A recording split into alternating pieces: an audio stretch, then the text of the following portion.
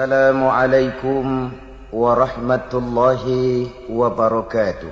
Waalaikumsalam warahmatullahi wabarakatuh. Bismillahirrahmanirrahim. Alhamdulillahi rabbil alamin. Wassalatu wassalamu ala ashrafil anbiya'i wal mursalin, Sayyidina wa maulana Muhammadin wa ala alihi wa sahbihi ajma'in, amma ba'du. Saudara-saudara kaum muslimin rahimakumullah, sebagaimana kita maklum bahwa ilmu pengetahuan dan teknologi telah mengantarkan masyarakat manusia memasuki era globalisasi.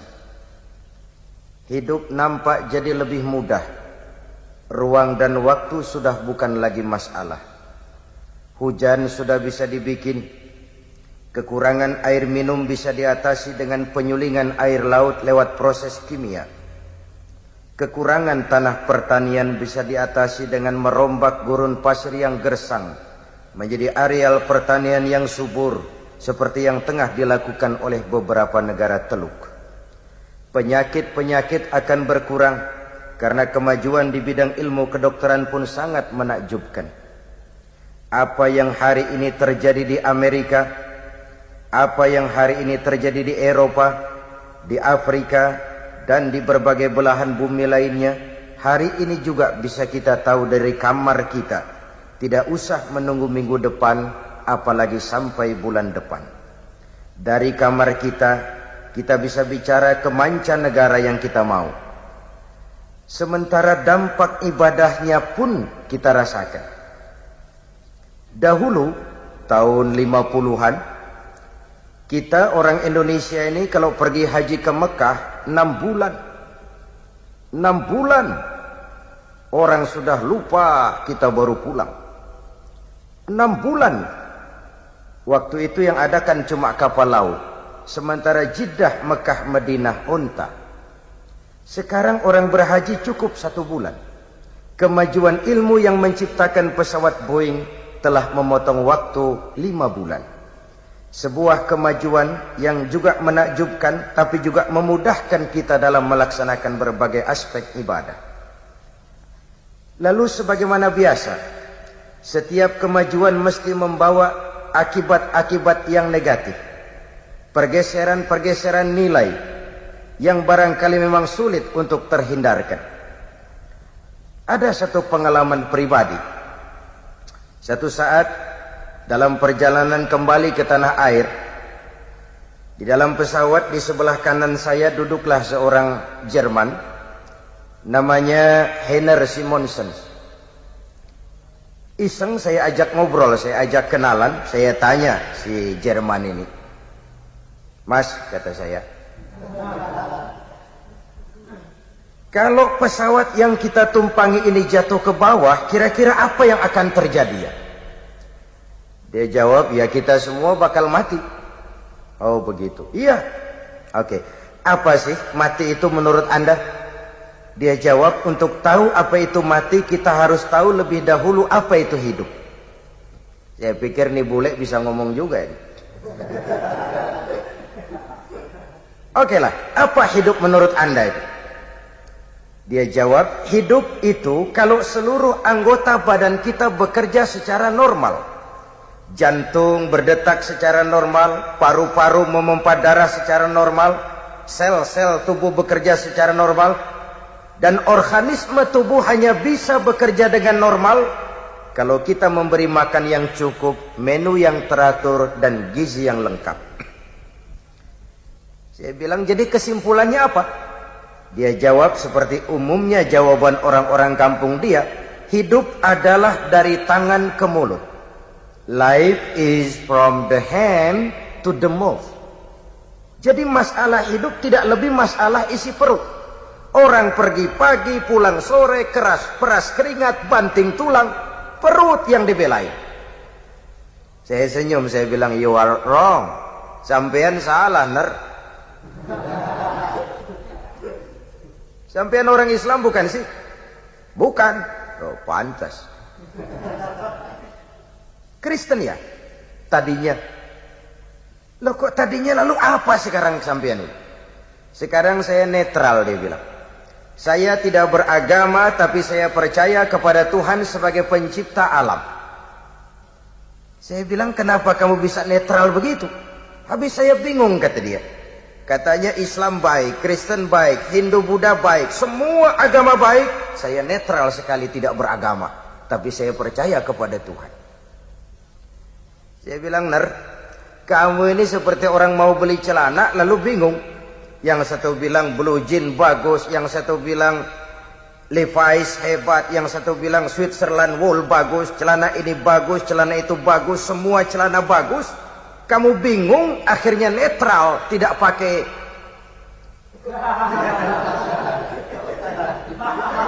Itu pun salah. Nah, menjelang landing di Cengkareng, saya teringat bahwa dua pola pemikiran Henner ini kan sudah mulai menggejala di lingkungan masyarakat bangsa kita. Dan inilah efek sampingan dari era globalisasi, dari modernisasi, dari industrialisasi. Pertama, munculnya manusia-manusia akustik yang seolah-olah Tuhan yes, agama no.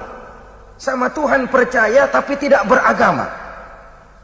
Yang kedua, gaya hidup materialis. Ia hanya percaya kepada apa yang ada di depan hidungnya, tidak ada urusan di belakang itu. Gaya hidup materialis. Dan yang ketiga, gaya hidup individualis. Persetan dengan orang lain, yang penting saya senang. Tiga penyakit utama inilah yang merupakan sisi negatif dari era globalisasi. Untuk mengatasi masalah ini, pada pertemuan kita kali ini ada tiga hal yang ingin saya sampaikan. Pertama, keimanan. Kita semua menyadari 13 tahun lamanya Rasulullah berjuang di Mekah hanya untuk menanamkan asyhadu an la ilaha illallah wa asyhadu anna Muhammadar Rasulullah. Menanamkan iman, membina akidah, membentuk keyakinan. Dari situ segalanya dimulai dan ke situ segalanya menuju. Sebab gerak lahir manusia hanya refleksi dari gerak batinnya. Gerak batinnya sangat diwarnai oleh keyakinan yang dimilikinya. Dan keyakinan itulah yang kita namakan iman. Jadi pada saat kita berkata amantu billah, saya beriman kepada Allah, itu sudah ikrar. Kalau saya beriman kepada Allah, artinya saya tidak akan menyembah kecuali hanya kepada Allah. Saya tidak akan melarikan persoalan kecuali hanya kepada Allah. Saya tidak akan menggantungkan hidup kecuali hanya kepada Allah. Saya tidak akan minta tolong kecuali hanya kepada Allah. Saya tidak akan pernah takut kecuali hanya kepada Allah. Meresap ke dalam jiwa, membentuk kepribadian dan mewarnai seluruh gerak kehidupan. Dari sini segalanya dimulai dan ke situ segalanya akan menuju. Karena itu di era globalisasi ini biarkan saja zaman berubah, tapi akidah jangan sampai goyah.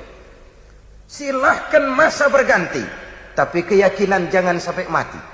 Ini intan paling mahal dan ini mutiara paling berharga. Dia harus jadi kondisi dasar dari apapun yang kita lakukan. Dia harus jadi kondisi dasar dari profesi apapun yang kita pegang. Ini yang harus kita jaga baik-baik, bahkan kita wariskan kepada anak-anak kita, generasi yang akan datang. Dengan iman kita ikuti zaman, insya Allah aman. Tapi tanpa iman kita ikuti zaman, insya Allah edan. Bahkan sejak dini iman itu harus diwariskan kepada anak-anak kita. Pantas. Dalam Islam ada ajaran, seorang suami kalau mau bergaul dengan istrinya harus baca doa. Betul apa tidak? Anak-anak gak usah jawab, ini urusan orang tua ini.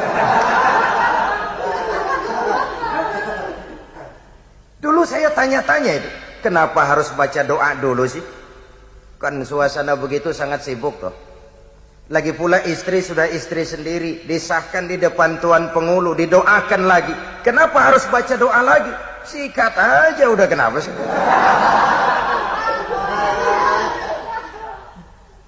Jawabannya saya temukan dalam Ihya-nya Imam Ghazali. Ada satu riwayat.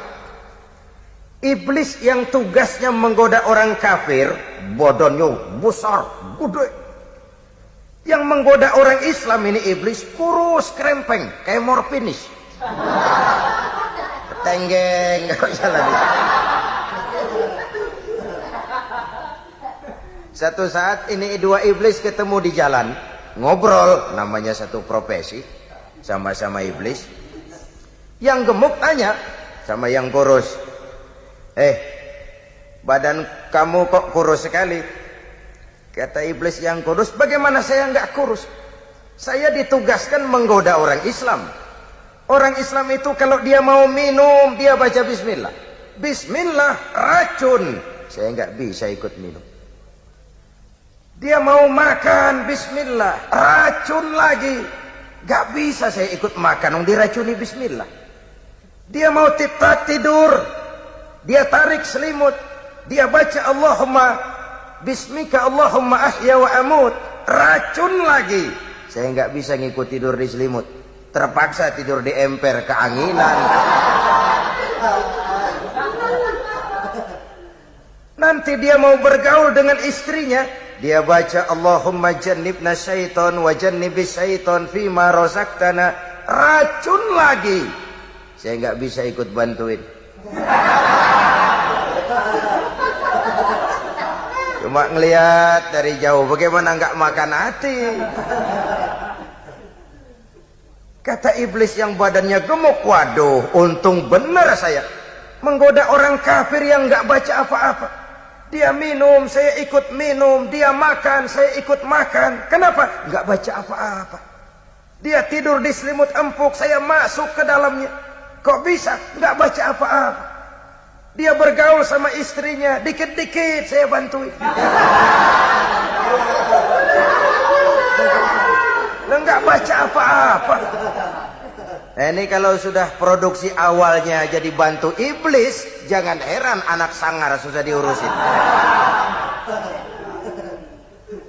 Artinya apa ini? Sejak produksi awal, cikal bakal manusia muslim itu sudah dibentengi oleh nilai-nilai agama. Sudah diberikan frame, diwarnai dengan nilai-nilai yang religius. Contoh lain, bayi-bayi muslim begitu bro lahir ke alam dunia disambut dengan azan. Apa ini?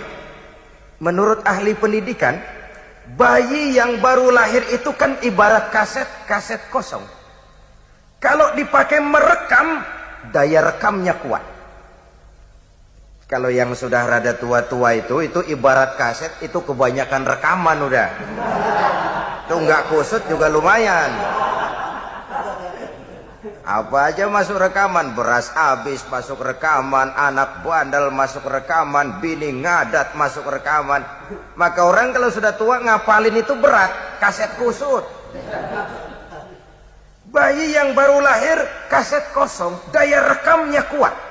Maka bayi-bayi muslim begitu bro lahir ke alam dunia, belum sempat dia dengar Michael Bolton.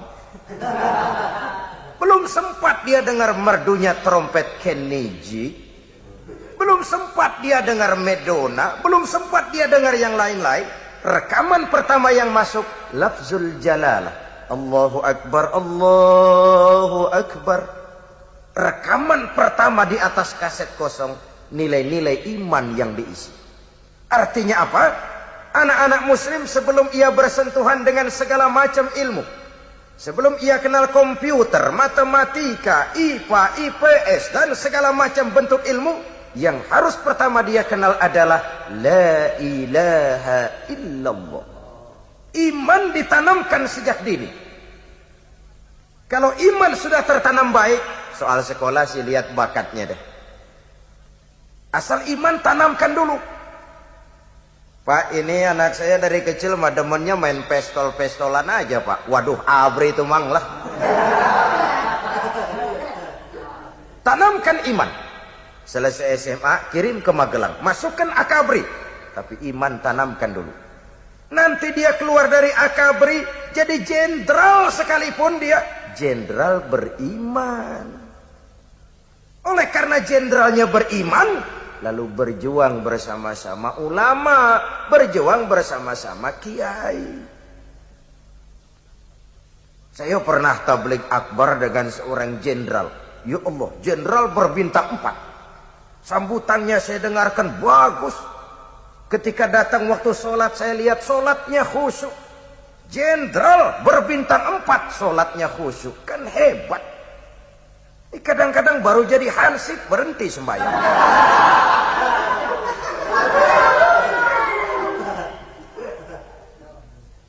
Aduh Pak, anak saya mbak dari kecil temennya main obeng, mulu obeng.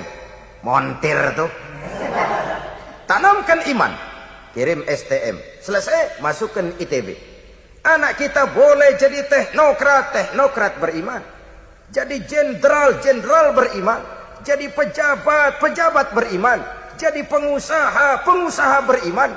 Jadi maling.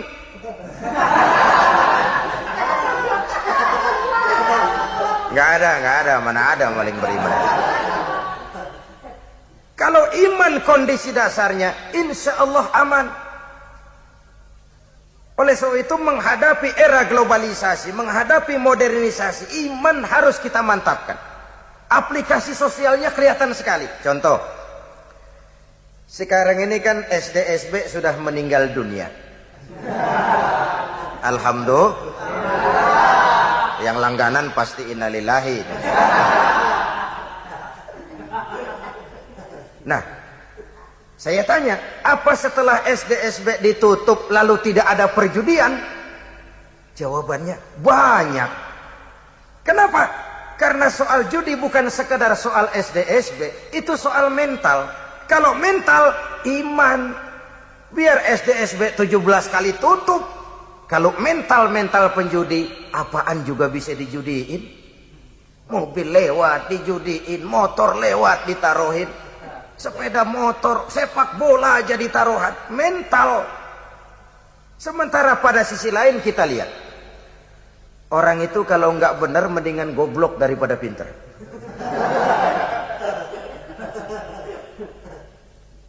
Contoh, kejahatan itu kan ada 2 macam ya. Ada kejahatan kerah putih. Kadang-kadang pakai dasi. Bahasa kerennya white collar crime. Kejahatan kerah putih. Ada kejahatan kerah dekil. Kerah kotor, kerah kumuh. Bedanya apa? Bedanya dampaknya. Kalau kejahatan kerah dekil, biasanya yang rugi perorangan. Ayam hilang.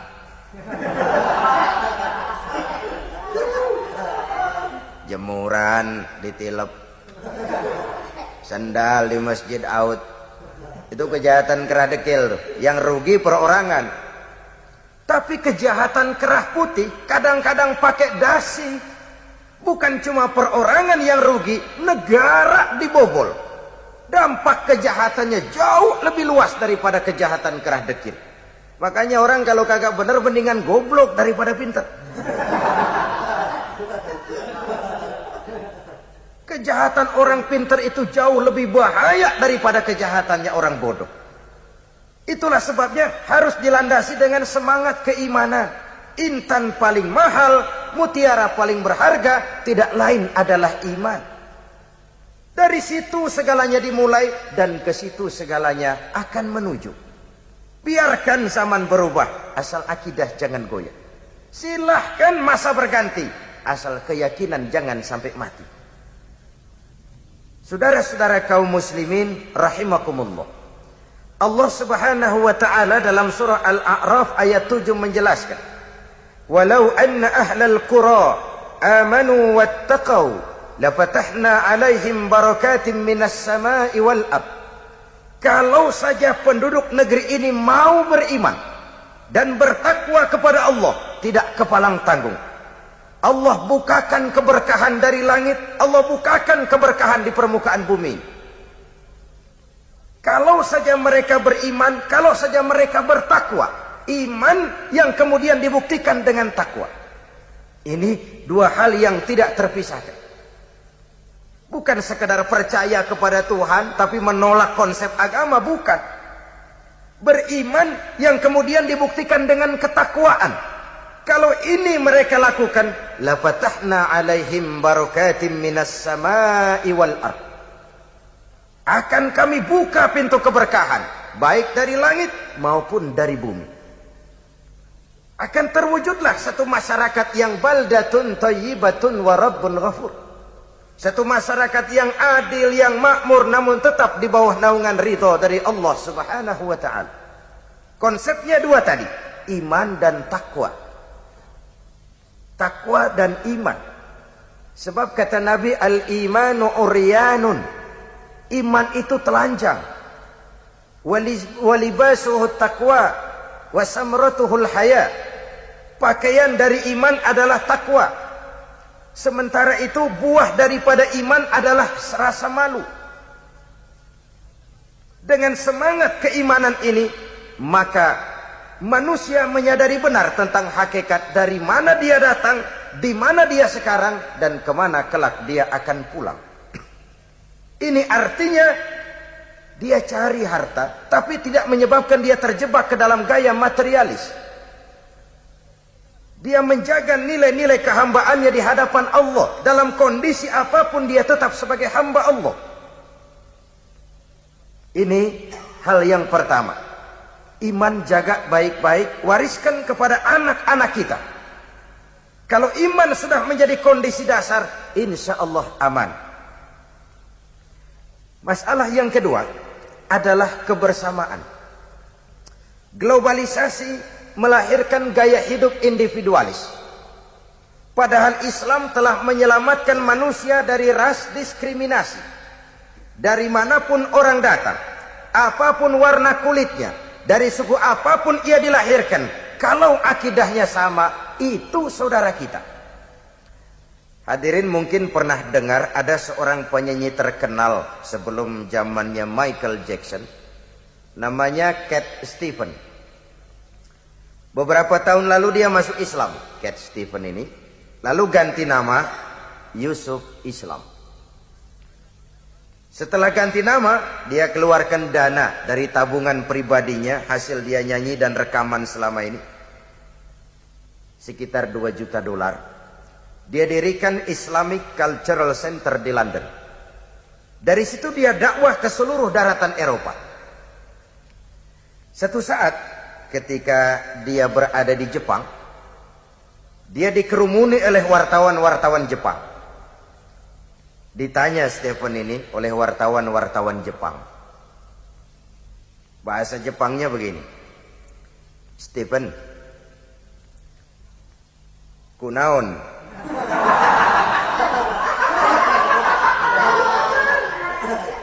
Ya sudahlah, gak usah pakai bahasa Jepang. Stephen, kenapa kamu masuk Islam? Jawab Stephen, dua hal yang menarik saya dalam Islam.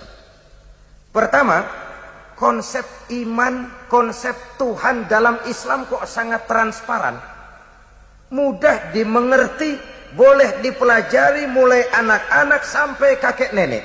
Dari TK sampai perguruan tinggi, belajar tentang Tuhan dalam Islam. Allah ya Allah, Esa ya Esa, lam yalid wa lam yulad wa lam yakul lahu kufuwan ahad, laisa kamitslihi syai'un, itulah Allah. Kok mudah dimengerti, mudah dipahami, transparan. Allah itu bukan manusia, bukan separuh manusia separuh Tuhan, bukan Tuhan yang menjelma dalam diri manusia. Itu mah ruwet, jelimet, mumet.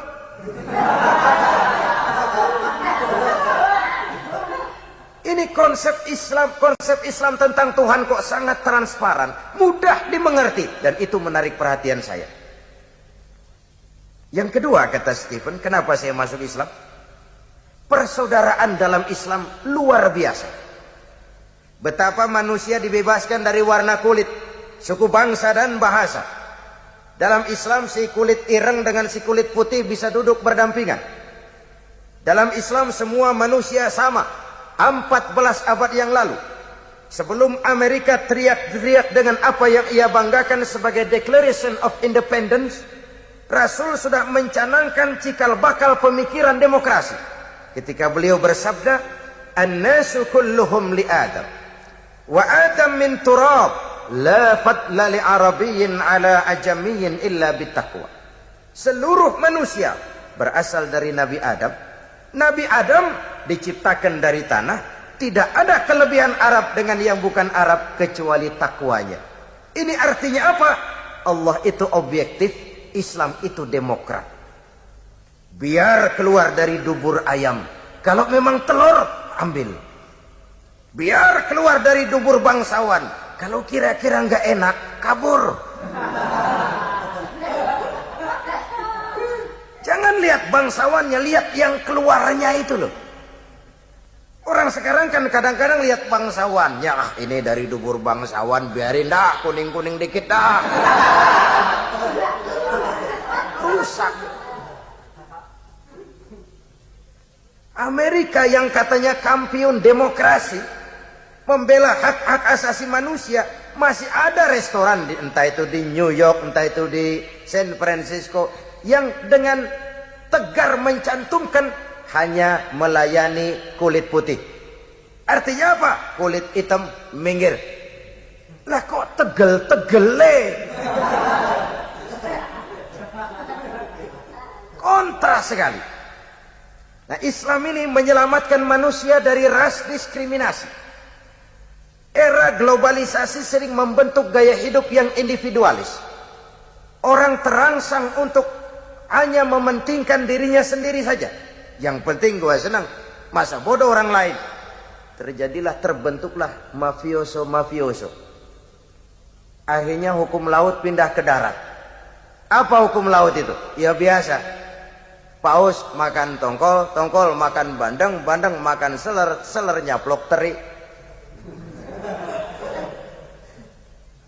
Terjadilah apa yang disebut gunung diuruk, sumur digali.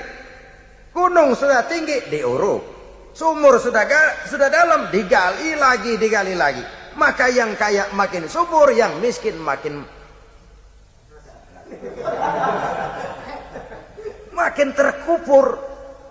terpuruk ke bawah. Saudara-saudara kaum muslimin rahimakumullah. Oleh karena Islam telah menyelamatkan manusia dari ras diskriminasi. Oleh karena globalisasi sering melahirkan sikap individualistis, di mana kepedulian sosial, kepekaan sosial, sikap gotong royong, suka menolong yang memerlukan pertolongan sudah mulai tipis di tengah masyarakat kita. Perlu ditumbuh kembangkan, disadarkan kembali semangat kebersamaan ini. Saya adalah saudara dan saudara adalah saya. Ikatan akidah lebih kuat daripada ikatan darah. Dari manapun orang datang, apapun warna kulitnya, dari suku apapun ia dilahirkan, kalau akidahnya sama, itu kan saudara kita. Maka orang cinta sama kiai itu bagus. Fanatik sama kiai, nanti dulu. Cinta kepada suku, boleh. Fanatik kepada suku, salah. Dalam kebenaran kita harus objektif. Dan persaudaraan yang objektif, persaudaraan yang berlandaskan akidah. Kalau saya temani saudara cuma karena saudara kaya, percayalah kalau nanti saudara jatuh miskin, saya akan lari dari saudara.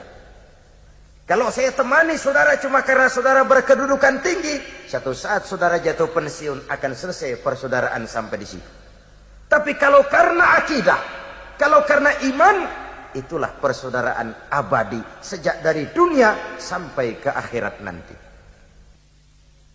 Saudara-saudara kaum muslimin rahimakumullah. Kalau kita perhatikan, berbagai aspek ibadah dalam Islam telah mendorong kita untuk menumbuh kembangkan semangat kebersamaan itu. Lihatlah betapa zakat menjembatani antara si kaya dengan si miskin. Betapa puasa menumbuhkan kepekaan sosial guna membentuk kepedulian sosial yang akhirnya akan melahirkan solidaritas sosial. Betapa ibadah haji telah mempersatukan dan mempersamakan manusia di hadapan Allah. Tatkala wukuf di padang Arafat, terbungkus pakaian berwarna sama, munajat kepada Allah Tuhan yang sama, mengikuti manasik Rasul yang sama, Dikala itu kita tidak tahu lagi mana yang jenderal, mana yang kopral. Kita tidak tahu lagi mana yang intelek, mana yang awam. Dan kita tidak tahu lagi mana yang konglomerat dan mana yang kere. Yang kita tahu, semua hamba Allah berkedudukan sama di hadapan Allah subhanahu wa ta'ala. Solat, bahkan kalau saudara lihat solat yang kita kerjakan itu, sejak dari sarananya masjid sampai kepada solat itu sendiri sudah menumbuhkan semangat kebersamaan. Siapapun masuk masjid buka sepatu. Kopral datang lebih dulu, isi di depan kopral. Jenderal datang belakangan, di belakang saja jenderal. Tidak ada tempat VIP waktu solat. Sementara solat itu sendiri menghadap ke arah yang sama, melakukan gerak yang sama, membaca bacaan yang sama, mengikuti cara Rasul yang sama, menyembah Allah Tuhan yang sama, bahkan bahasanya pun sama. Coba kalau sholat pakai bahasa masing-masing, kacau aja masjid. Saya kasih contoh umpamanya, yang imam pakai bahasa Indonesia, takbir, Tuhan yang maha besar. Malaikat kaget kali. Masuk lagi orang Jawa Barat jadi makmum, takbir lagi, Gusti Allah nu ageng. Malaikat, kata malaikat, nanaonan silai euy.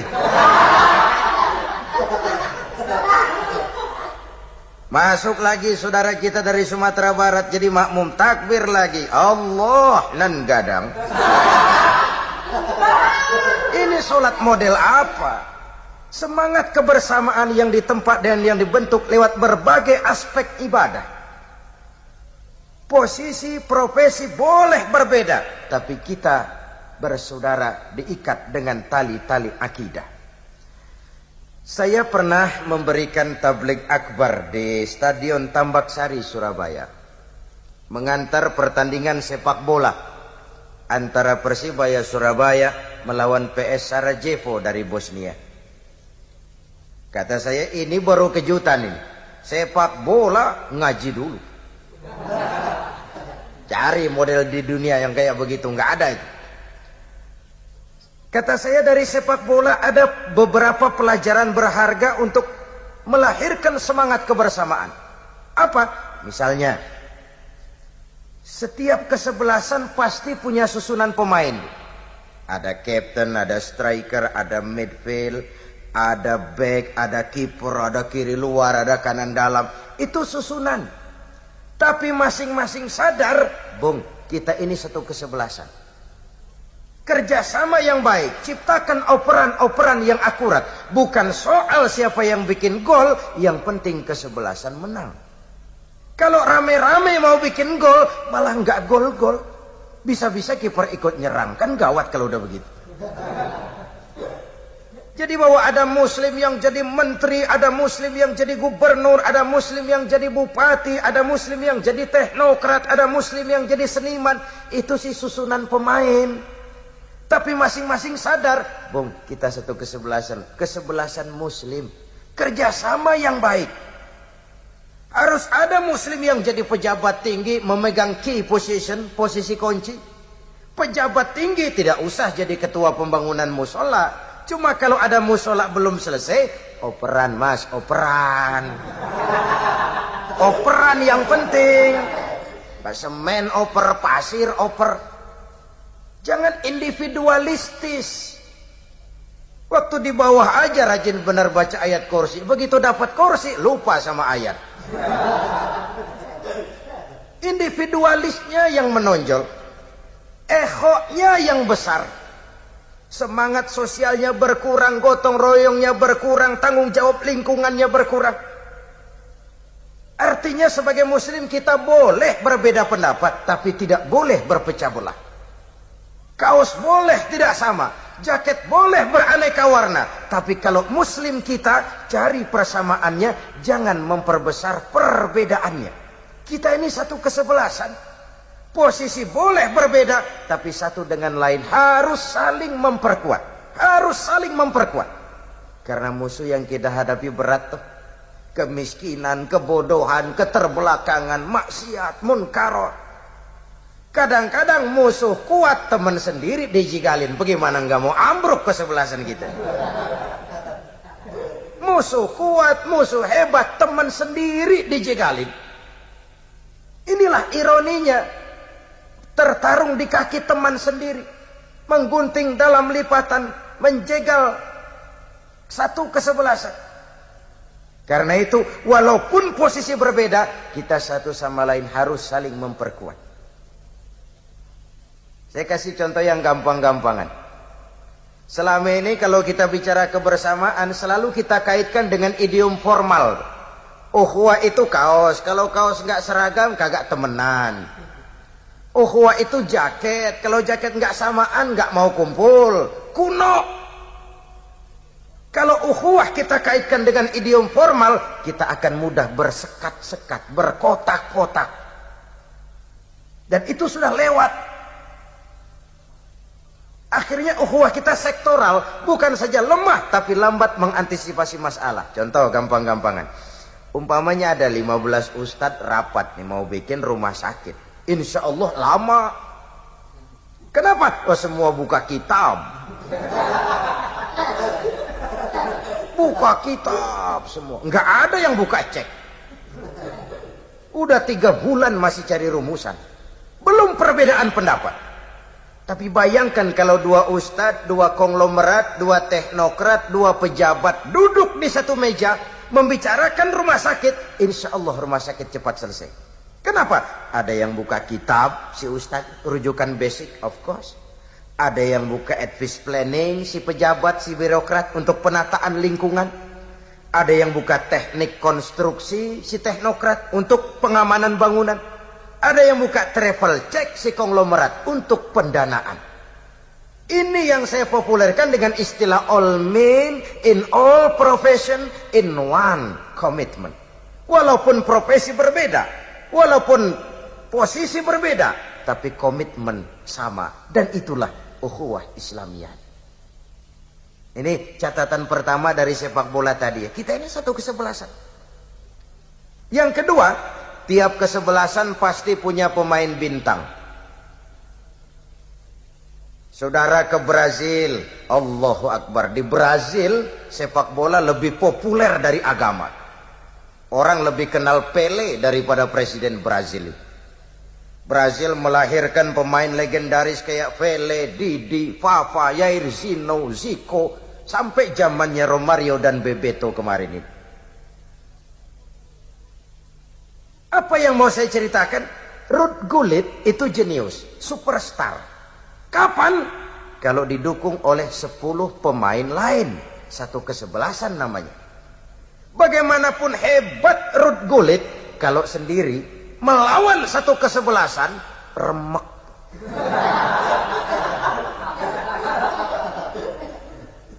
Ini era globalisasi.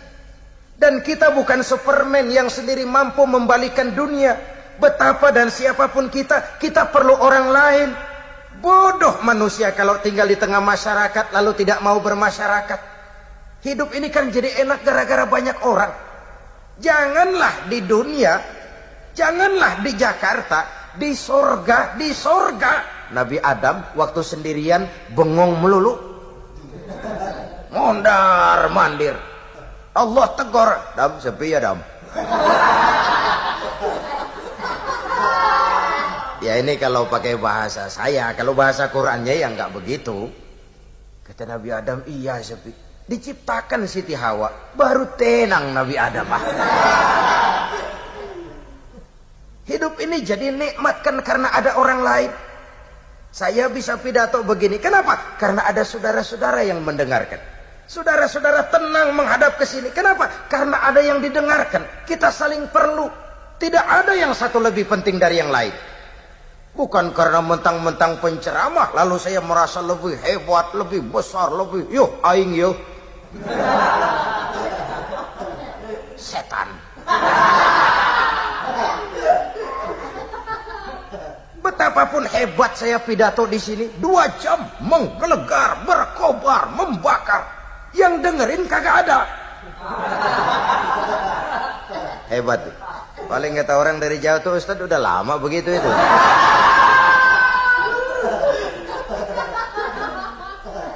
Inilah semangat kebersamaan itu. Saling asah, asih, asuh. Berbahagialah manusia kalau dia oleh Allah dijadikan keran. Keran itu nyimpen air, tapi bukan buat dirinya, buat yang perlu. Rezekimu cuma lewat tangan saya. Rezekimu cuma lewat tangan saya. Satu kehormatan kalau manusia oleh Allah dijadikan keran. Kalau nggak berpikir begini, yang timbul sifat bakhil bin kikir alias pelit bin medit bin koret bin buntut gasiran.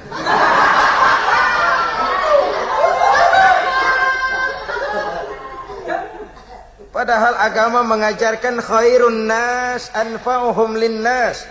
Manusia terbaik adalah yang paling bermanfaat buat manusia lainnya. Manusia yang paling baik adalah yang membawa guna bagi orang lainnya. Keberadaannya mempunyai arti. Dia ada, orang gembira. Dia pergi, orang bersedih. Dia tidak ada, orang cari. Lain kalau orang celaka. Dia pergi, orang kagak pikirin. Dia ada, orang susah. Ini udah biang kerok deh ini namanya. Semangat kebersamaan. Bahwa Ruud Gullit kah itu, Maradona kah itu, lalu Roberto Baggio kah itu, dia hanya jadi hebat karena ditunjang oleh 10 pemain lain. Inilah semangat kebersamaan. Ini yang perlu kita tumbuh kembangkan. Kepedulian sosial, kepekaan sosial, sikap gotong royong, tanggung jawab terhadap lingkungan, suka menolong mereka yang memang memerlukan pertolongan. Dan itu yang kita lihat mulai menipis di lingkungan masyarakat kita. Oleh era globalisasi yang ditandai dengan semangat materialistis. Segalanya berorientasi kepada kepentingan benda. Padahal itu relatif. Jadi menghadapi era globalisasi, hal kedua ialah tumbuh kembangkan semangat kebersamaan. Kita hidup di Indonesia. Kultur Indonesia adalah kultur yang paternalistik. Sikap gotong royong. Kalau ini bisa kita tumbuh kembangkan, kita akan selamat dari gaya hidup individualis. Tinggal di tengah masyarakat dan mau bermasyarakat. Saudara-saudara kaum muslimin rahimakumullah. Yang ketiga menghadapi era globalisasi adalah keseimbangan. Yang pertama tadi keimanan, yang kedua kebersamaan, dan yang ketiga keseimbangan.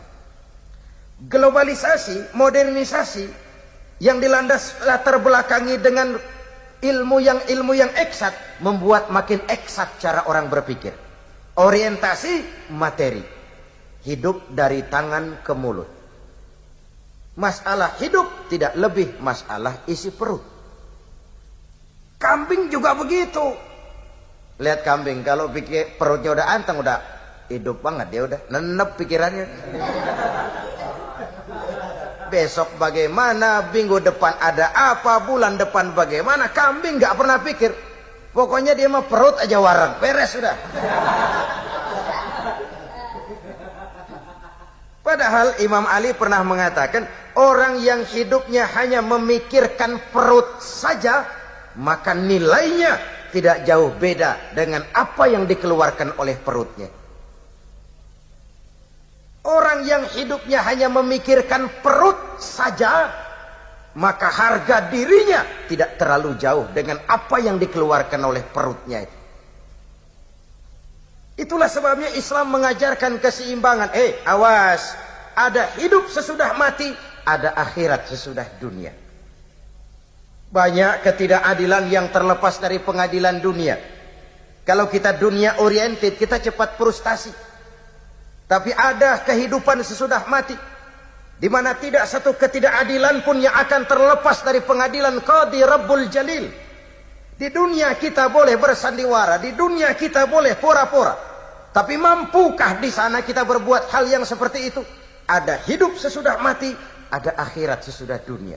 Ini lalu mewarnai cara hidup kita di dunia. Iya, saya sih emang benar pengen cepat kaya. Cuman kalau pakai makan renten nanti di kuburan bagaimana? Iya, saya kepengen cepat kaya. Tapi kalau nipu orang nanti di akhirat bagaimana? Iya, saya kepengen cepat kaya. Tapi kalau buka peternakan tuyul,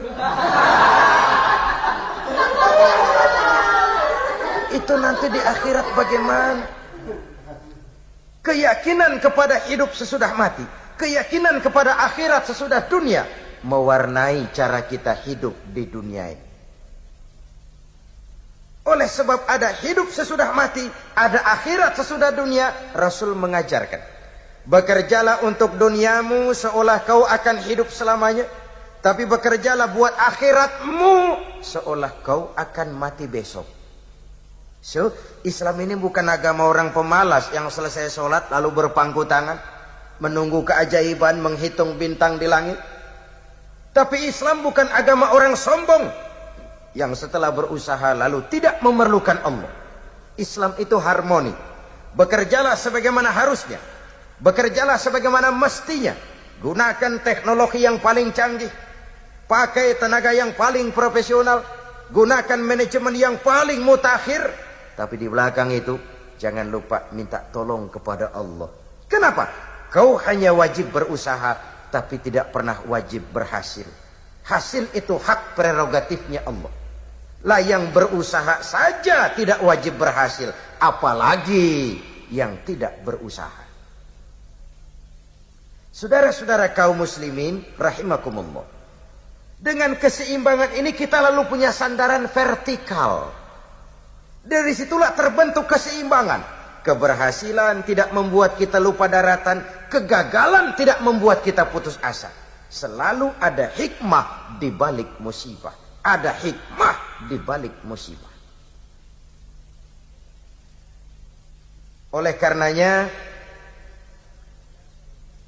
di dalam menjaga keseimbangan ini, kita perlu meningkatkan nilai-nilai ibadah kita kepada Allah Subhanahu wa ta'ala.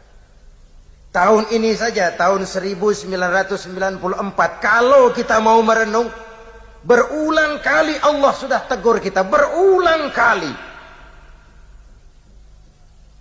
Mula-mula ada gempa di Flores.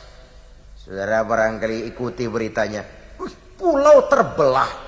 Sebagian tenggelam bersama puluhan rumah. Puluhan orang meninggal. Bencana nasional. Rame-rame buka dompet. Tolong Flores. Flores belum selesai ditolong. Pindah ke Jawa Timur. Gunung Semeru batuk. Enggak meletus, batuk. Lahar dingin tumpah ke bawah, menimbun puluhan rumah. Puluhan orang meninggal mengenaskan tanpa sempat teriak. Kerugian materi 5 miliar rupiah. Bencana nasional. Rame-rame buka dompet. Tolong korban Semeru. Semeru belum lagi selesai ditolong, dia pindah ke Lampung. Liwa Kabupaten Lampung Barat digoncang gempa. Subhanallah. Tengah malam gempa datang tanpa permisi. Masjid hancur, madrasah rusak, rumah berantakan, ratusan orang meninggal. Kerugian harta sampai 55 miliar. Bencana nasional. Kerugian harta 55 miliar. Rame-rame buka dompet. Tolong Lampung. Lampung masih belum lagi selesai. Gelombang tsunami menghantam selatan Jawa.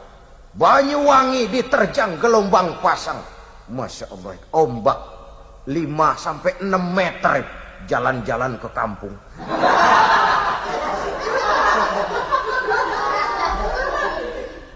Pulangnya narikin orang. Korban meninggal 231. Bencana nasional lagi. Rame-rame lagi buka dompet. Tolong itu korban Banyuwangi. Kemarau panjang. Angin topan, gempa bumi, gunung meletus, gelombang pasang. Apa ini? Wah, itu kan gejala alam, kata teknokrat. gejala alam. Bukan, kata Ebit GAD. Itu karena alam sudah bosan bersahabat dengan manusia. Kata Ebit. Tidak percaya? Tanyakan rumput yang bergoyang. Kata Ebit. Apa kata Quran? Wa ma kana Allahu liyu'adzibahum wa hum yastaghfirun. Allah tidak akan menurunkan azab sepanjang di tengah mereka masih banyak orang-orang yang istighfar.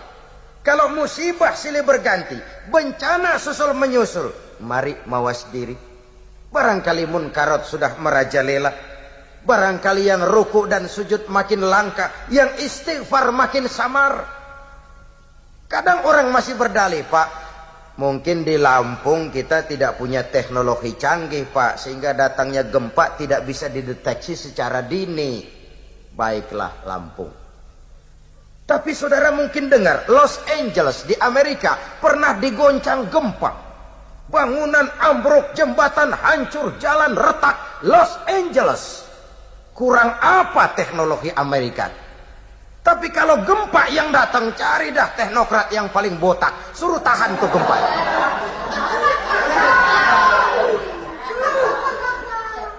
Di sini kita mestinya sadar akan kelemahan dan keterbatasan kita. Bahwa manusia hanya berusaha dan berusaha. Kepastian hak prerogatifnya Allah. Sebab itu usaha zahir harus diimbangi dengan usaha batin. Ada satu hadis kursi Allah menyatakan, inni la ahammu bi'azabi ibadi. Kadang-kadang kata Allah, kalau melihat kekurang ajaran manusia, aku ini gergetan. Kepengen saja aku timpakan azab kepada mereka. Yang lupa daratan, yang tidak mau ruku dan sujud, yang zalim kepada sesama manusia, yang nyekek botol, yang banting kartu, yang macam-macam.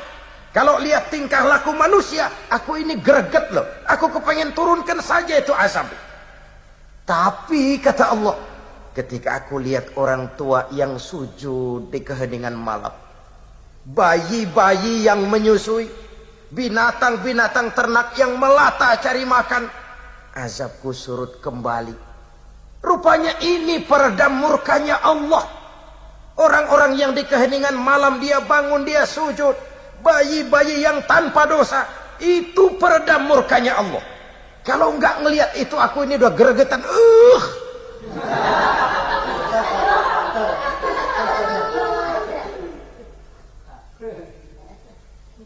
Saudara-saudara kaum muslimin rahimakumullah, perlu adanya keseimbangan. Ada hidup sesudah mati, ada akhirat sesudah dunia. Ini kita yang hadir semua di sini ini kan calon-calon jenazah. Calon lurah belum tentu jadi lurah. Calon bupati, waduh saingan banyak, pasaran tinggi. Calon jenazah pasti. Malahan kalau nyontoh Rasulullah, jatah umur kita kan cuma berapa sih? 63. Rasulullah wafat umur 63. Kalau nyontoh beliau, jatah kita cuma 63.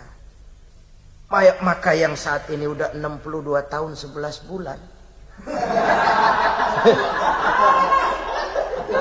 Hati-hati aja tuh, sebulan lagi tuh. Syukur-syukur sih dapat bonus, syukur-syukur. Pak, takut mati, Pak. Jangan hidup. Takut hidup, Pak. Mati aja. Lalu berani hidup, nggak boleh takut mati. Soalnya adalah kalau si gajah mati, dia masih tinggalkan gading. Kalau si harimau mati, dia masih tinggalkan belang. Kita kan kepengen jasad boleh hancur terkubur tanah, tapi nama akan dikenang 1000 tahun yang akan datang. Kalau datanglah ajal merenggut nyawa, jangankan adik kita, kakak kita, orang tua kita, istri kita, bahkan nyawa kita sendiri pun kalau yang empunya mau ambil, apa daya kita? Apa kekuatan kita? Nyawa ini cuma hak pakai, bukan hak milik mutlak, hak guna pakai. Satu saat akan diambil oleh yang punya. Dan tidak satu kekuatan pun mampu menolak. Tidak satu kekuatan pun. Yang kaya aja mati, apalagi yang miskin. Yang berkuasa mati, yang rakyat mati. Dan mati itu misterius loh. Kayak buah kelapa. Kelapa terlalu tua, dia jatuh ke bawah. Yang muda jatuh ke bawah. Yang putik baru keluar, rontok juga ke bawah. Itulah ajal. Yang kebangetan tua mati. Yang dewasa mati. Yang muda mati. Yang orok baru lahir jebrol, ya out.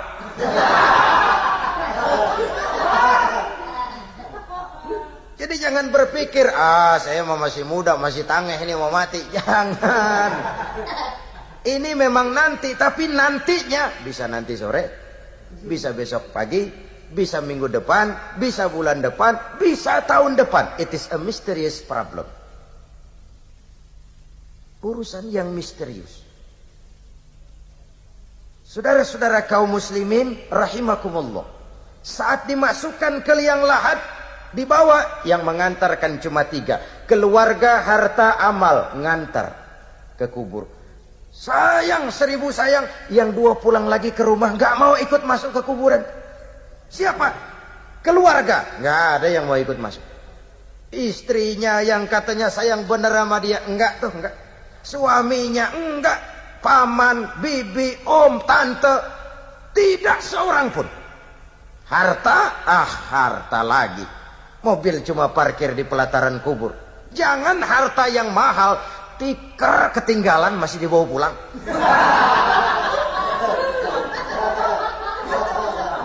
Udah rapi nguburin mau pulang tuh keingetan, tikar tuh tikar, ambil. Masya Allah, tikar berapa duit tikar harganya. Masih dibawa pulang juga. The best friend, teman terbaik yang menemani kita ikut masuk ke liang kubur. Amal yang kita kerjakan di dunia ini. Amal yang kita kerjakan di dunia ini. Selesailah dunia, kita berpindah kepada kehidupan yang berikutnya. Sebuah hidup yang penuh dengan pertanggungan jawab. Oleh karena itu, mari menghadapi era globalisasi, tingkatkan keseimbangan hidup. Ada hidup sesudah mati, ada akhirat sesudah dunia. Jangan terjebak pada pola pikir materialis. Yang ada adalah apa yang ada di depan hidung kita. Masa depan yang paling pasti adalah akhirat.